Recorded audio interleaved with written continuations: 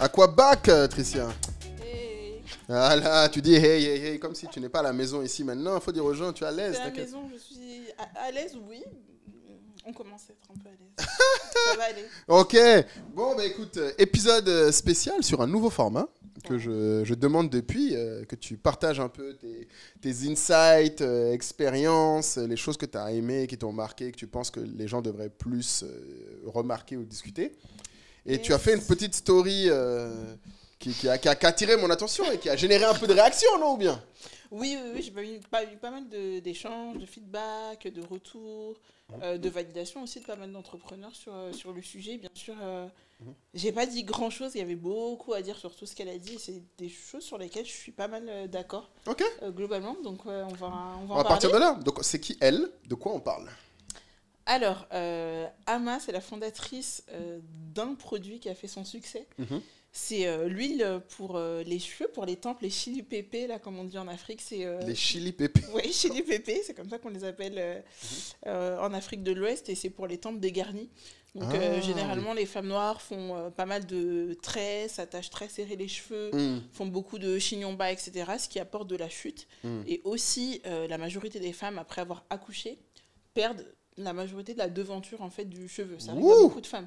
Donc sérieux? c'est un cas, on va dire local, mais c'est aussi un cas international chez Ouais. beaucoup de femmes. Ouais. Et elles cherchent des solutions pour retrouver rapidement la devanture du cheveu, parce que voilà, c'est pas esthétique, c'est gênant, etc. Et Un peu donc, comme les c'était- hommes et la calvitie, quoi. Voilà, c'est c'est le même game. c'est votre calvitie. Mais ça, c'est intéressant parce que donc ce produit-là, c'était un produit de We Are Plant-Based. Ça marque. Hein. C'est ça, ça marque. Et donc, son claim to fame à elle, parce que bon, ce qui m'a beaucoup intéressé moi, c'est que Ama, je pense, les gens, si on met sa petite photo, les gens l'auront vu un peu des fois Ouais. sur Insta. En tout cas, si tu suis les trucs d'entrepreneuriat, tu la vois des fois passer. Mais donc, elle a fait une marque sans lever des fonds qui fait plusieurs millions de pounds, de ce que j'ai compris. Yes, c'est 5 millions de pounds en 5 ans, en 4-5 ans, si je dis pas de bêtises Bah, aussi. Donc c'est pas mal, ça fait, on va dire, on ne peut pas dire 1 million de pounds non, annuel, parce que ça j'imagine a qu'elle fait grossi 2 au fur et millions à mesure, maintenant. mais Ouais. ça doit être à Elle doit peu faire près, 2 millions de pounds sans ça. avoir levé de fonds, c'est très très ouais, beau. Hein. sans avoir levé de fonds. Donc pareil pour ces entrepreneurs qui nous regardent et qui nous disent je dois lever des fonds, qui ont un produit, commencez déjà à réussir à vendre Exact. et à essayer de faire votre chiffre sans vouloir ramener la charrue avant les bœufs. Vous Exactement. pouvez le faire.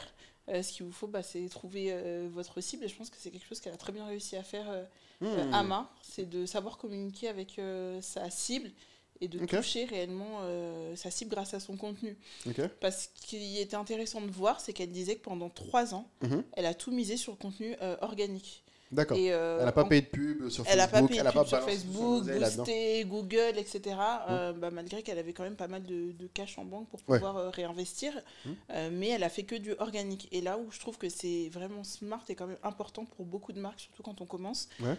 Moi, je l'ai beaucoup dit pendant 50 consultances, misez d'abord sur l'organique. Pourquoi ?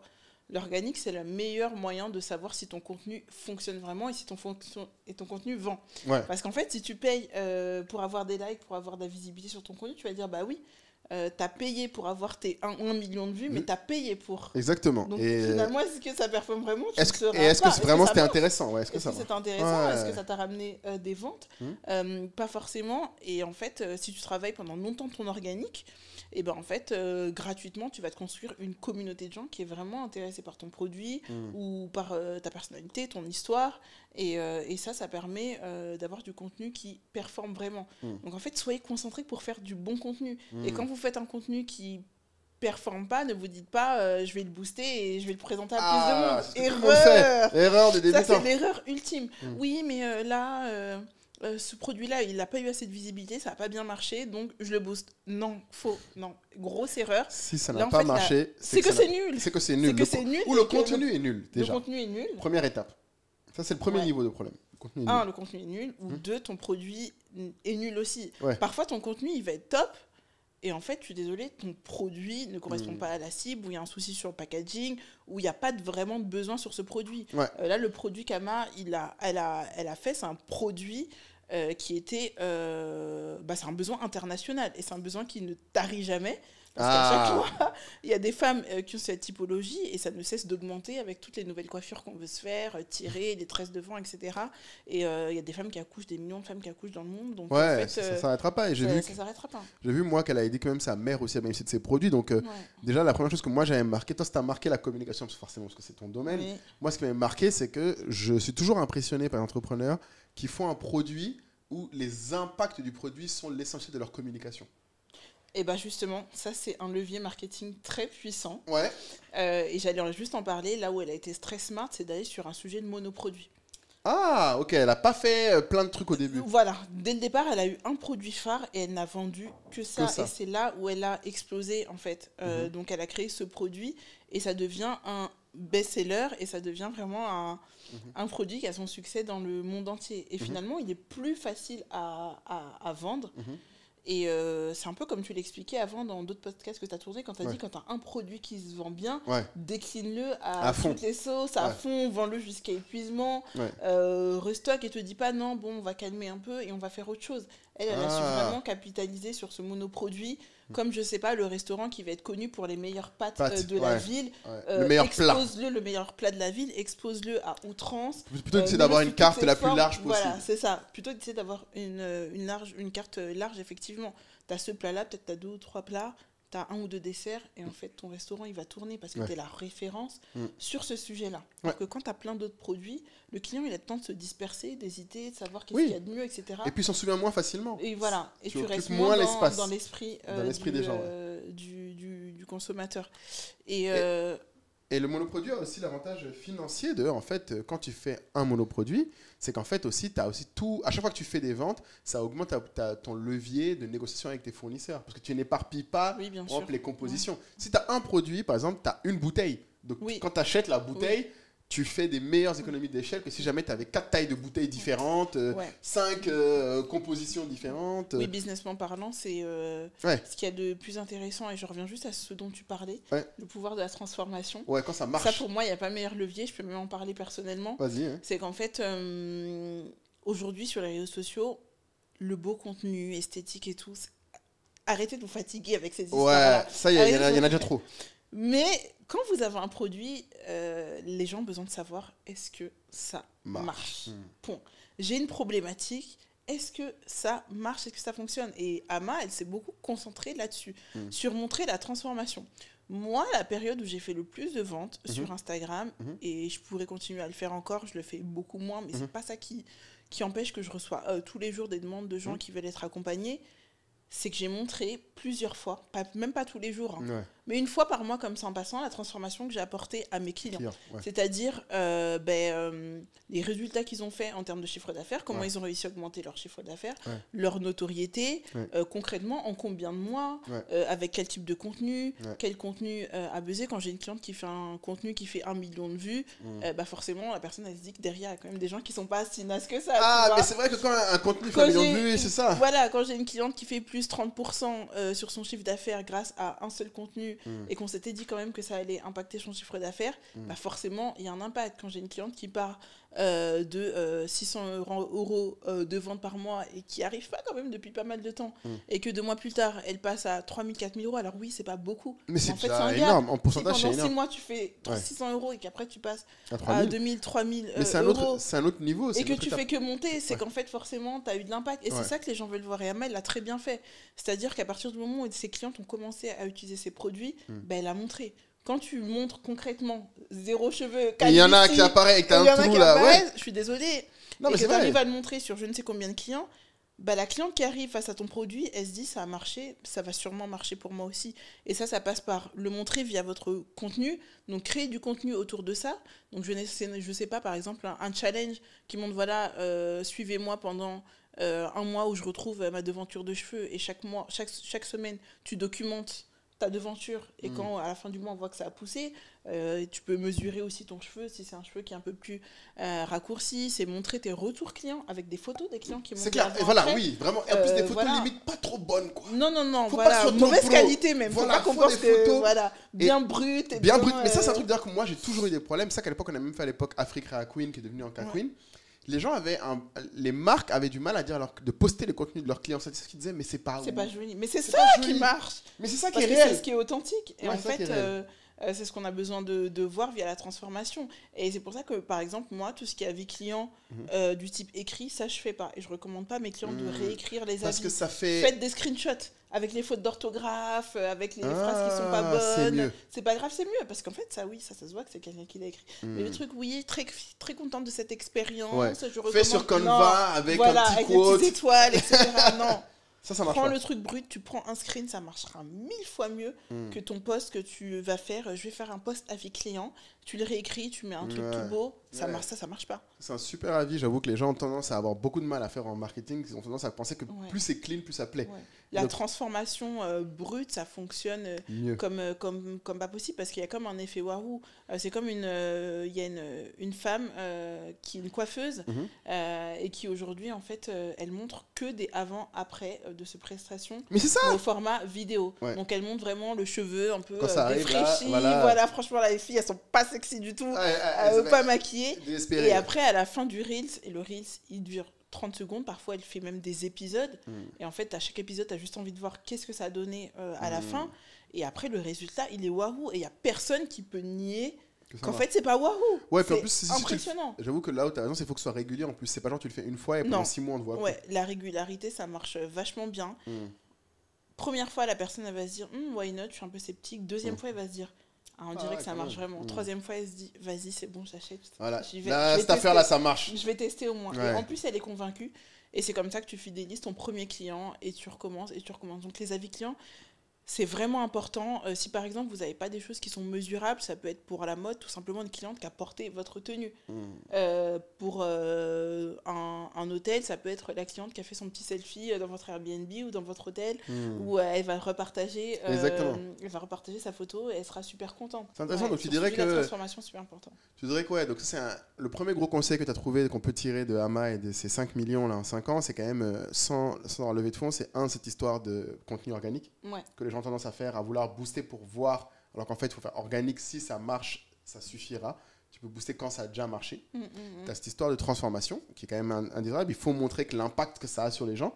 Moi, j'ai été marqué parce que du coup, aussi, le poids de la transformation, je pense qu'il y a aussi ce que tu disais, le monoproduit, il faut quand même qu'on insiste. Comme tu disais, c'est la troisième grosse leçon, c'est que au final, quand tu fais monoproduit, tu es plus focus, je sais pas comment dire, tu es plus simple à se souvenir de toi. Parce que j'ai vu qu'elle discutait aussi beaucoup le point de, tu sais, elle dit que cette espèce d'alopécie du stress aussi. En fait, je pense qu'elle a... Oui, j'ai oublié ce point-là. Ouais. En fait, c'est-à-dire que aussi, quand tu as un monoproduit, il n'y a pas meilleure façon de vendre un seul produit parce qu'en fait, tu vas tourner ton marketing sous toutes les coutures. Exactement. Et tu vas plus en profondeur. Que tu peux mettre en avant.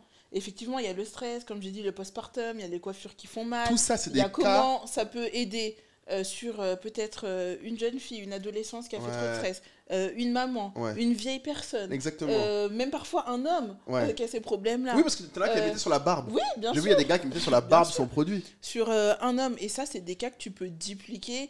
On parle beaucoup dans le marketing aussi des profils de clients. Exact, très important. En fonction du profil de client que tu es, tu vas aller toucher la bonne target et ça, avoir un seul produit, ça te facilite tellement le travail.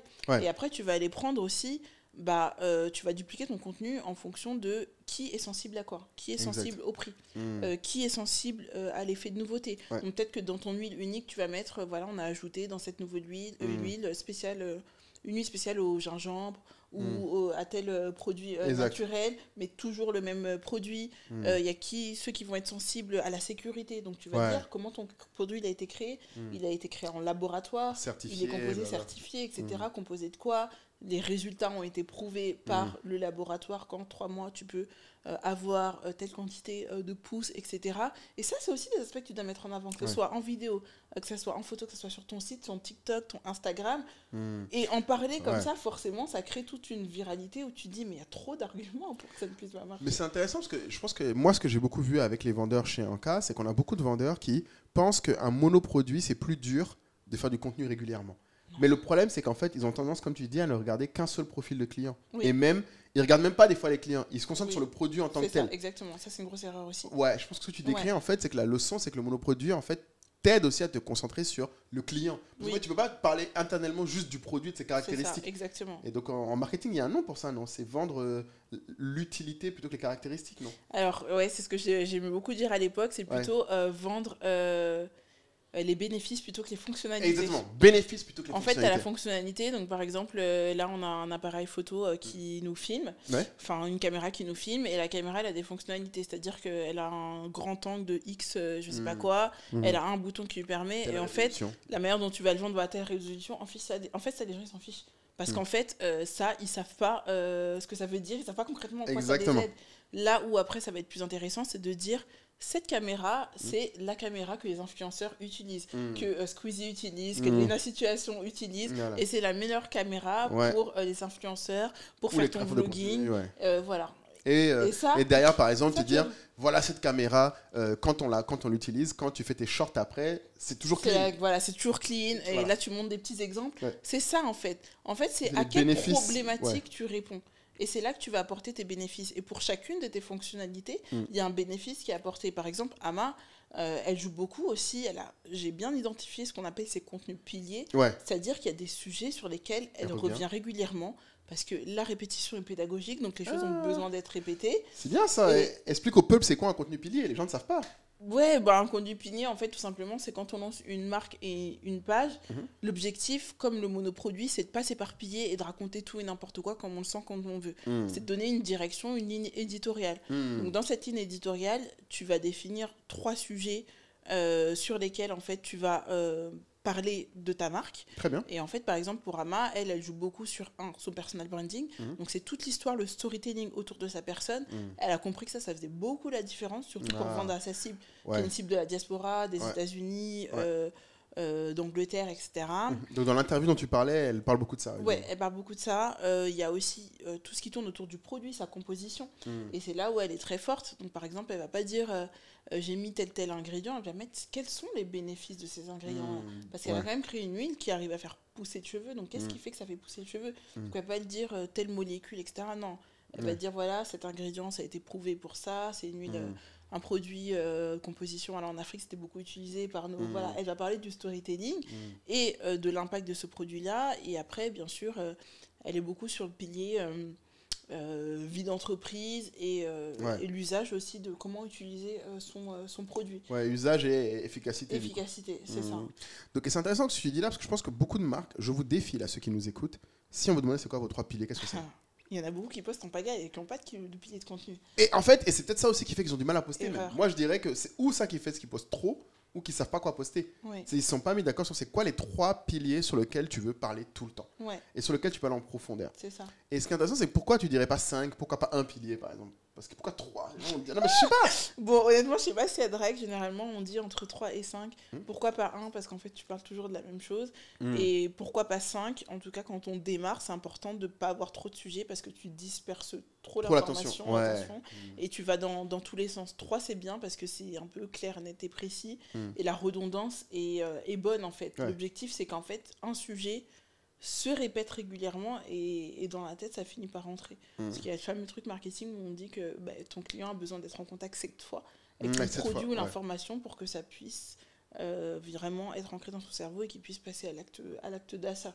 Donc qui dit répétition du pilier de contenu, l'important c'est surtout de savoir répéter cette information, ce pilier de contenu différemment. Sous différents angles. Sous différents angles. Ouais, c'est Donc, ça. par exemple, quand tu as ton produit, il y a l'axe de la composition, il y a l'axe de la provenance, il y a l'axe comment ton client l'utilise, comment toi tu utilises ton produit, quels sont les conseils que tu peux donner, c'est quoi l'histoire de ce produit, pourquoi tu l'as lancé.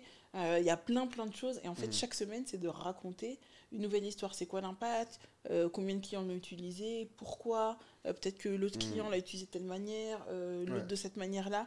C'est tout le temps raconter ça d'une histoire différente. Et moi, j'avais beaucoup le cas pour une de mes clientes, pour Couleur Concept, justement, à l'époque, il y avait des filles qui venaient me dire, mais en fait, à chaque fois, votre force, c'est que vous prenez un produit, mais il est jamais mis de la même manière. Oui. Et en fait, à chaque fois, vous le vendez. Bah, c'est ça la magie, c'est comme ça qu'on le vend en fait. Du contenu, ouais. Parce que la même robe que tu vas voir rose, on va te la vendre pour la Saint-Valentin, on va te la vendre pour la fête des mères, on va te la vendre pour Noël, on va te la vendre pour aller au brunch, pour aller au mariage de ta copine, on va te la vendre pour aller dîner avec ta copine, et à chaque fois c'est une expérience, c'est une histoire différente. Et c'est ça qui fait que ça marche et que tu la vends à tous les coups. Oui, parce qu'au final, c'est ça le métier de revendre. Tu la vends à chaque fois pour dire c'est pour le mariage, ben non, en fait ça nous fatigue. Oui, et puis on n'a pas tous les jours des mariages, on n'a pas tout le temps besoin. Et en fait ça permet d'entrer dans le quotidien de ton consommateur, et ça permet aussi de faire ce que j'appelle, c'est pas du tout un vrai concept marketing, mais moi j'appelle comme ça, c'est l'effet Zara, c'est l'effet de nouveauté. Et ça plaît beaucoup. C'est quoi l'effet Zara? L'effet Zara, c'est en fait, Zara, c'est un peu l'inventeur de la fast fashion. Et la fast fashion, c'est de se dire que ils arrivent à créer en très peu de temps, donc en même pas 10 jours, un nouveau produit qui va rentrer en rayon. Aujourd'hui, Shein fait encore mieux, je crois que c'est en 2 jours, 2-3 jours, ils peuvent créer un produit et le faire rentrer sur leur site. Mais à l'époque, c'est vraiment Zara l'inventeur du truc. Et en marketing, moi, c'est ce que j'essaye de faire à mes clients, c'est de se dire comment tu crées cet effet de nouveauté où la personne, elle va penser que c'est un nouveau produit. Ouais, tout le temps. Tout le temps, c'est un nouveau sujet. Tout le temps, ah mince, ah bah oui, ça, j'y avais pas pensé, ça va m'aider. Et c'est comme ça que tu vends la robe, tu arrives à la vendre 15 fois, mais 15 fois d'une manière différente. Et c'est ce que les gens doivent arriver à faire avec chacun de leurs produits. Et c'est ce que Steve Jobs a réussi à faire avec l'iPhone, en fait. Bien sûr. Parce qu'en fait, ce petit iPhone-là, ça fait combien d'années qu'il nous vend ce fameux iPhone? Et il a commencé, comme tu disais, par les bénéfices en disant c'est 1 million d'heures de chansons dans ta poche, au lieu de dire c'est telle capacité. Capacité 100 gigas ou je sais pas quoi. Ouais. C'est intéressant du coup, donc là tu dirais que donc là on a dit le monoproduit, on a dit le contenu organique, on a dit la transformation de l'impact et le résultat. Un autre truc qui m'a intrigué, c'est quand tu as posté cette story. Toi, j'ai senti que tu disais que il y avait quand même aussi quel est le meilleur réseau pour vendre entre Instagram, TikTok. Je sens que ça aussi, ça a déclenché un petit peu de... Ça a déclenché... Parce que, alors, qu'est-ce qu'elle dit et qu'est-ce que toi, tu as dit et quels ont été les retours de ce que tu as eu comme échange autour de ça, François? Elle, ce qu'elle dit, c'est qu'aujourd'hui, TikTok l'a beaucoup aidé pour la visibilité, mais honnêtement, elle n'a généré aucune vente avec ça. Que la majorité de ses ventes, elle a 70 000 abonnés actuellement sur TikTok, et elle en a 200 000 sur Instagram. Et c'est vraiment sur Instagram qu'elle a réussi à faire la majorité de ses ventes. Donc, elle a vraiment créé de la conversion et du trafic vers son site et ses plateformes de distribution. Et moi, j'expliquais la même chose. J'expliquais que, en fait, mon constat, c'est que pour tout ce qui est produit, aujourd'hui, TikTok a été créé pour être une plateforme de recommandation et que c'est vachement bien fait en termes d'algorithme pour rechercher un produit, des conseils, mais qu'aujourd'hui, pour réussir à faire convertir une marque, ça marche moins que sur Instagram. Et je pense que pourquoi ça marche moins, c'est que pour moi, avec Instagram, on vend beaucoup grâce aux stories.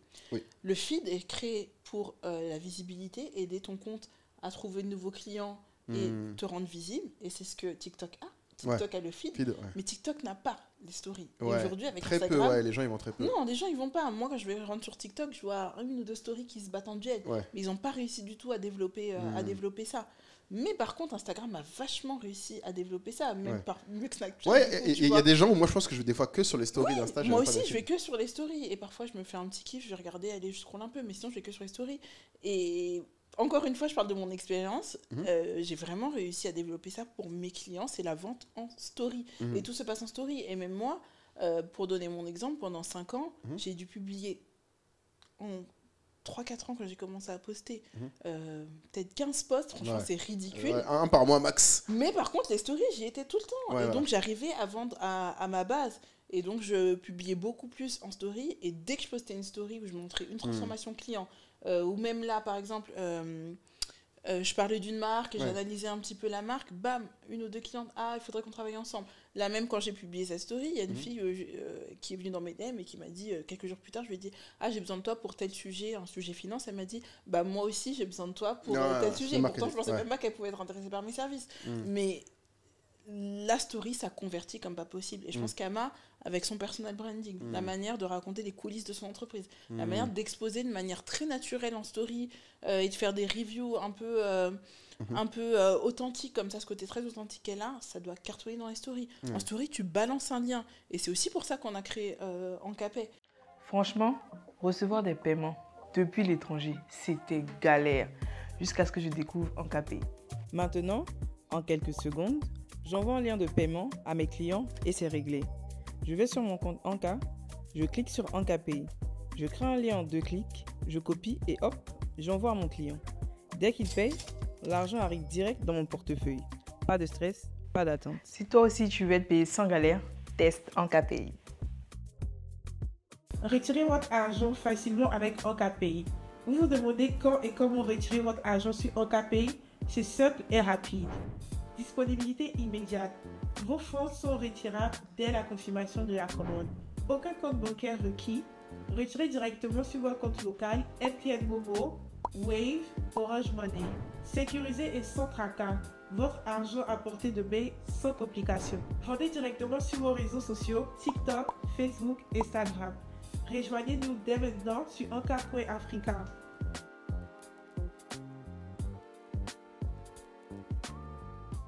Ouais, bien sûr. Et tu balances un lien. Bim, hop, les gens peuvent aller direct. de la story au paiement. Au paiement. Ouais. Or que TikTok, voilà, Il n'y a c'est pas trop d'endroit pour. compliqué. Ouais. Même trouver le lien du site, trouver le lien de la Non, c'est une référence. galère. Moi, je vois à chaque fois sur TikTok, et je suis la première à voir des Mais produits c'est sur normal. TikTok, Ouais. mais où est le lien? Quelle est la référence du produit? On Non, achète ils l'ont tout. pas bien fait ça. Ils mais- n'ont pas bien fait. Parce qu'ils font du divertissement. TikTok, c'est vraiment limite comme C'est YouTube. ça, Ils veulent ça- que tu restes là. Ils sont Ça pas en n'a pas mode. été créé Ouais. pour ça. Et aujourd'hui, ce que je veux faire comprendre aux Marques, marques, ouais, aux entrepreneurs. c'est ouais. qu'aux entrepreneurs, c'est que le pouvoir de la fluidité de votre échange avec le client, à partir du moment où il veut un produit, il faut qu'il y ait 2 steps. Ouais. Conversation, je veux, tiens, tu as. Tiens, tu as. Ouais. Il n'y a pas de. Tu dois aller chercher comment tu vas me payer. Tu vas aller chercher c'est quoi ça. faire, quoi même. Et toi. EncaPay, ça a vraiment été créé pour ça. Ouais. Aujourd'hui, on a quelque chose qui va arriver. Malheureusement, je pense que ça ne sera pas en Afrique chez nous. Ouais. Ama en a beaucoup parlé.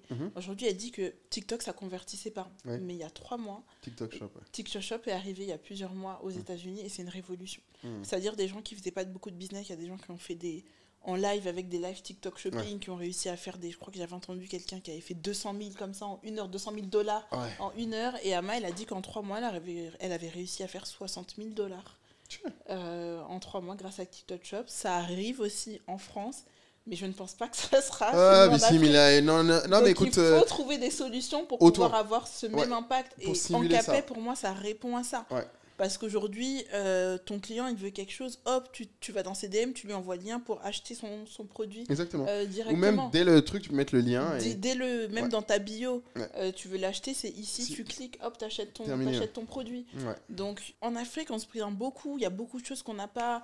Meta n'a pas pensé à nous, Instagram Shopping, on n'avait pas, les musiques, on n'a pas, mais on doit trouver des moyens controversés. Il y a beaucoup d'entrepreneurs qui ont bossé aussi pour faciliter ces choses. Exactement. Et je pense qu'en cas, ça aide vraiment.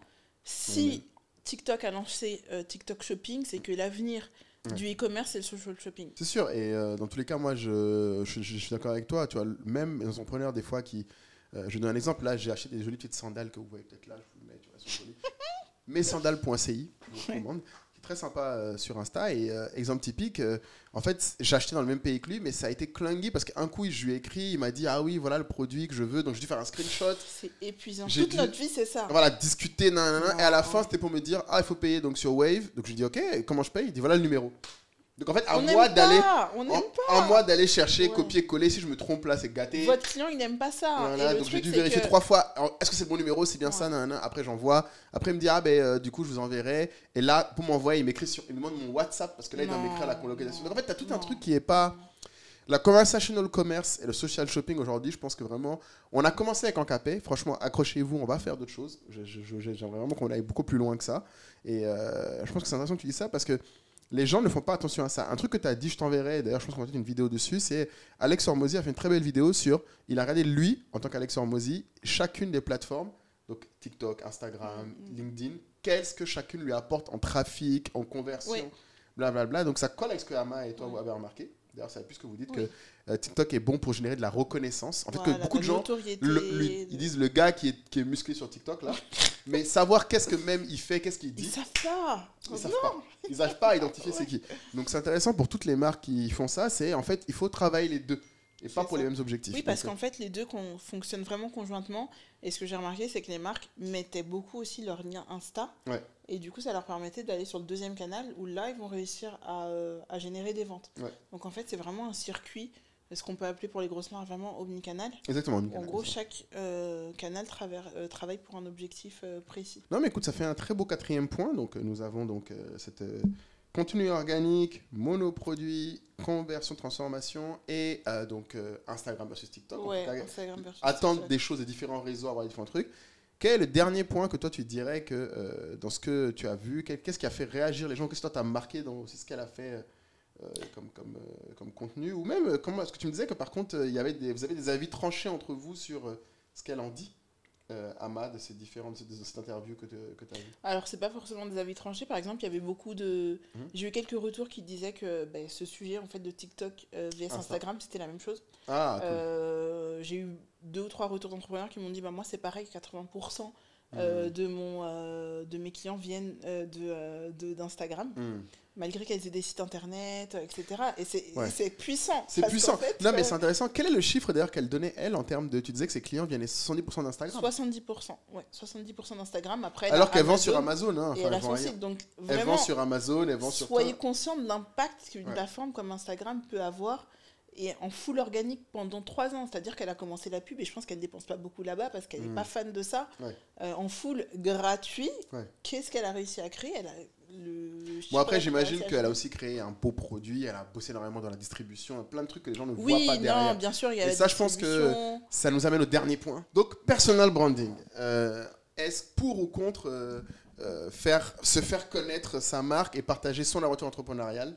Est-ce que ça aide ou non les ventes? C'est ça, je pense, le gros débat. Non, mais ça, je pense que c'est même plus une question. Sérieux? Qui se pose encore la question, est-ce que ça aide dans le business de partager son business en tant que personne? Non, franchement, si les gens se posent la question, c'est qu'ils n'ont rien compris au business. Alors, pour moi, ma petite défense, moi, les gens que je croise, et comme moi j'étais avant, des fois, on a l'impression qu'en fait, on a le sentiment que si on parle de nous, il y a plein d'autres gens qui galèrent, en fait. On se rend pas... Il n'y a rien de spécial dans la galère entrepreneuriale. Ouais. Et l'autre côté, c'est qu'on se dit, à un moment, on parlera de ça quand on a réussi, parce que il n'y a rien de spécial en fait à dire, je suis dans la galère. Beaucoup de gens se disent ça. Alors, moi, mon point, c'est que pour moi, c'est un accélérateur incroyable. Okay. Parce que le sujet, c'est pas de savoir qu'est-ce que les gens apprennent de toi, est-ce que tu as des best tips pour devenir multimillionnaire, c'est pas ça le sujet. Le sujet, c'est la connexion. Et le sujet, c'est l'émotion.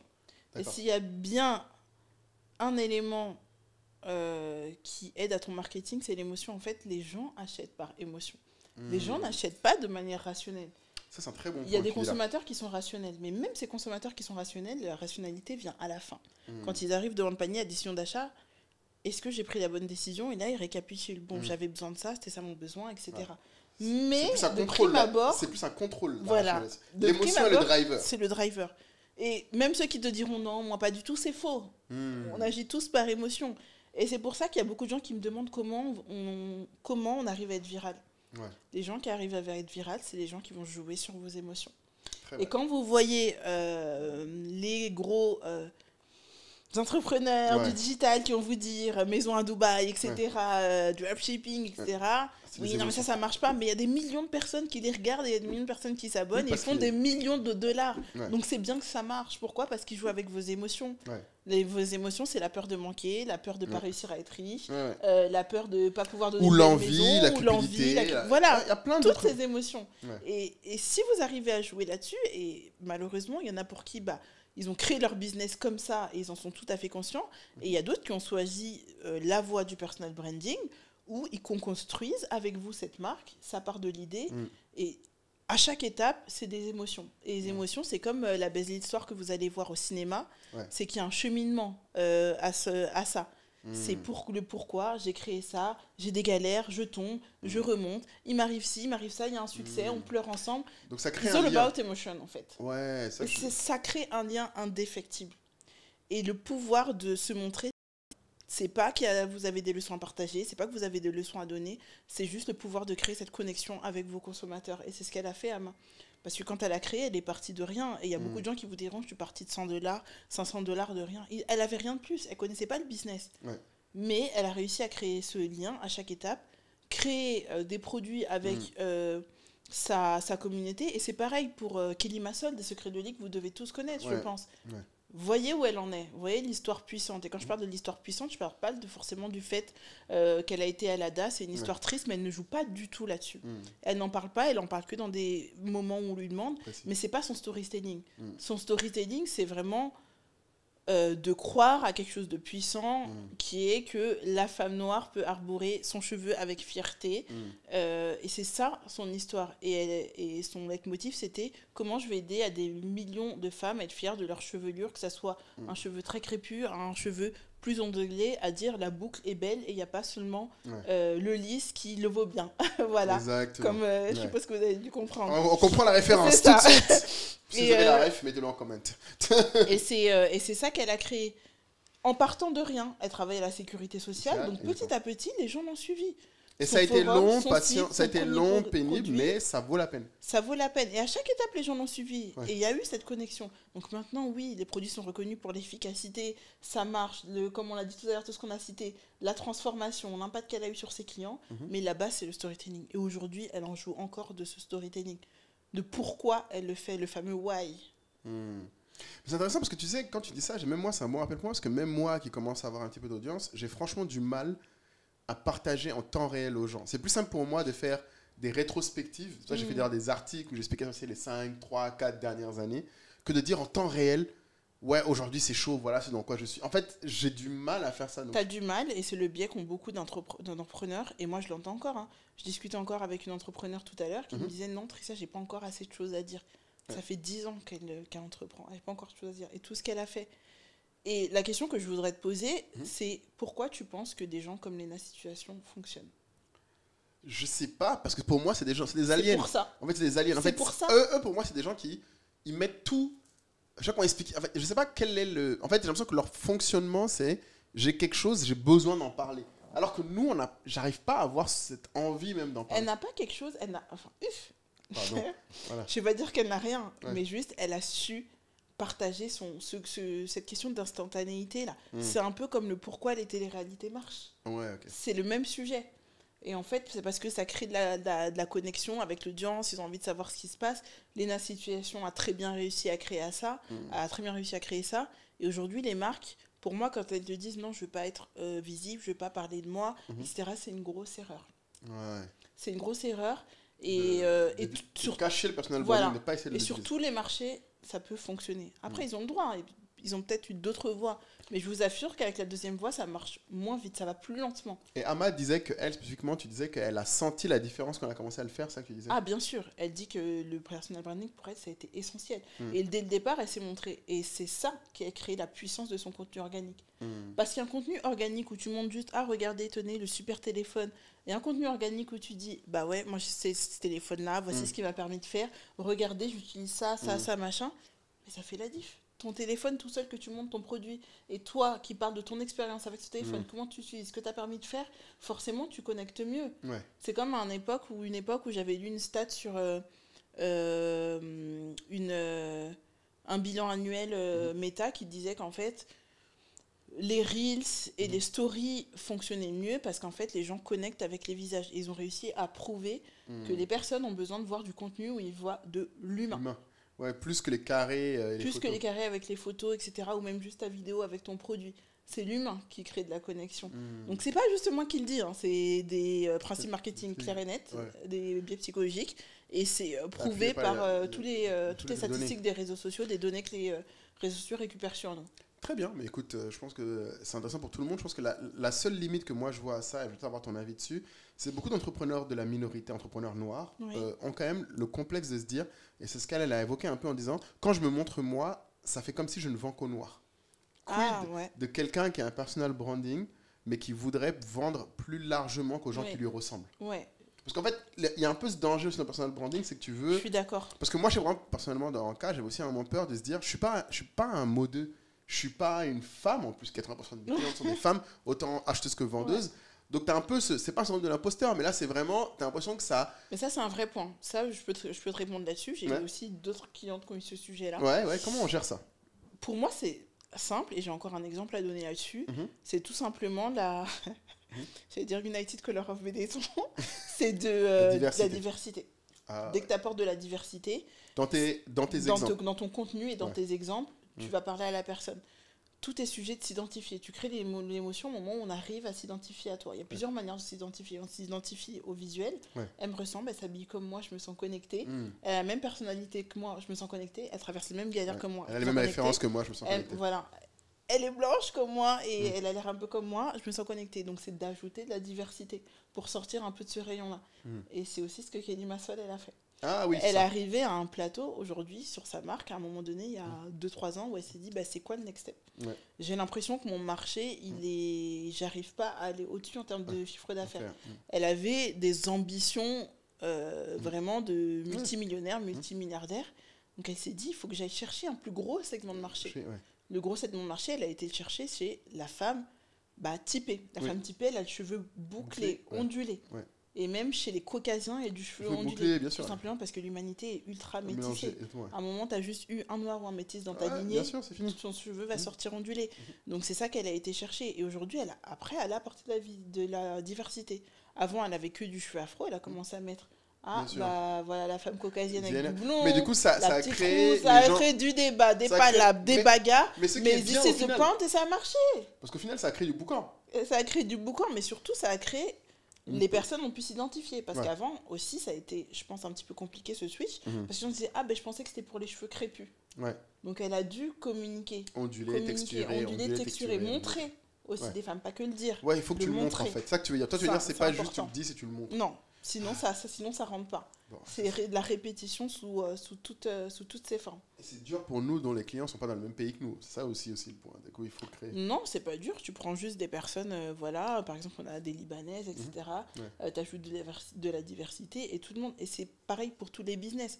C'est pareil, parfois j'entends, j'ai plus l'impression que c'est une soirée pour les afros. Mais si tu prends une soirée afro, mais tu mets tout type de personnes, t'inquiète, tout le monde va se reconnaître et va comprendre que c'est fait pour moi, je me sens intégrée. Si tu vas mettre que des noirs, là, tout de suite, ça crée ça. Elle va se dire, c'est peut-être pas fait pour moi, ou j'ai pas l'impression que certaines personnes soient intégrées, etc. C'est la représentation. C'est uniquement ça. Donc, mais écoute, je pense qu'on a officiellement nos 5 conseils. Donc, tu as dit, donc on va redire monoproduit. Non, le premier, c'était contenu organique. Tu as quand même dit contenu organique, la base. Important. La base. Monoproduit. Conversion, montrer les impacts. Oui. Instagram, TikTok, savoir utiliser chacun des réseaux. C'est ça. Et dernier point, personal branding. Personal Il faut branding. connecter aux gens. Non, mais le pouvoir de ça, aujourd'hui, toutes les marques, je vois qui cartonnent. Et c'est-à-dire, quand je dis qu'ils cartonnent, ça ne veut pas dire que si vous ne le faites pas, vous n'allez pas marcher. J'explique juste que c'est pour moi un accélérateur. Ça amplifie énormément. Ça amplifie d'une manière incroyable. Et là, je parle de gens qui ont lancé des business. Ça explose en un an. En un an, ils arrivent à 1 million ou 200 000, 300 000. C'est énorme. 200 000, 300 000.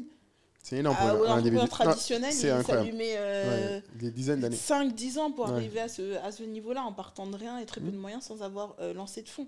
Et ces gens-là arrivent à faire ça en 1 an, 2 ans, en justement se mettant en avant, en personnalisant sa marque. Parce que pour moi, il n'y a pas meilleur axe de différenciation que soi. Exact. Par exemple, moi, je vends du marketing digital, mais je le vendrai jamais comme mon voisin. Et personne n'arrivera à le vendre comme moi. Même si on a l'impression que c'est la même chose, ça sera jamais comme moi. Et c'est pareil pour tous vos produits.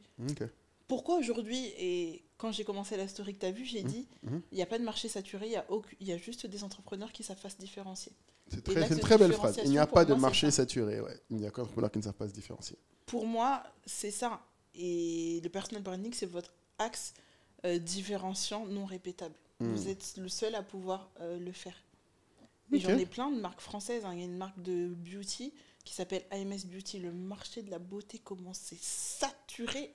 En théorie, Tu te dis, mais qui va lancer une marque de beauté? Ça va pas marcher, il y en a trop. Il y en a plein qui montent. Il y en a plein là qui montent tout le temps. Elle a ouvert des locaux dans Paris. Un loyer à Paris, ça coûte une blinde. Elle a réussi à ouvrir une grosse boutique. Une marque de skincare aussi, lancée par une fille de la diaspora, qui cartonne. Elle a réussi à avoir 4 boutiques. Maintenant, elle a ouvert une grosse boutique à Paris. Elle est en train de faire une grosse boutique à Paris. Je peux vous citer plein de marques. Une fille qui s'est lancée aussi. Écoutez, si vous voulez que Tricia vienne vous présenter tous ces gens-là, on fasse des petites analyses, tout ce qu'il faut retirer, excitez-vous dans les commentaires. Si vous la suivez sur Instagram, allez la harceler pour lui dire de le faire, parce que depuis, elle hésitait même à faire ce type de contenu. Donc, donnez-lui plein d'encouragements avec des commentaires. Abonnez-vous quand même, c'est gratuit. On va vous donner quand même. Partagez. Voilà. Je pense que normalement, il y a des gens qui vous factureraient, des gens moins talentueux que Tricia qui vous factureraient pour ce genre d'informations, ce genre de petits rappels. Donc, voilà, c'est gratuit, un petit abonnement. Abonnez-vous, partagez, likez et revenez. et revenus, très important.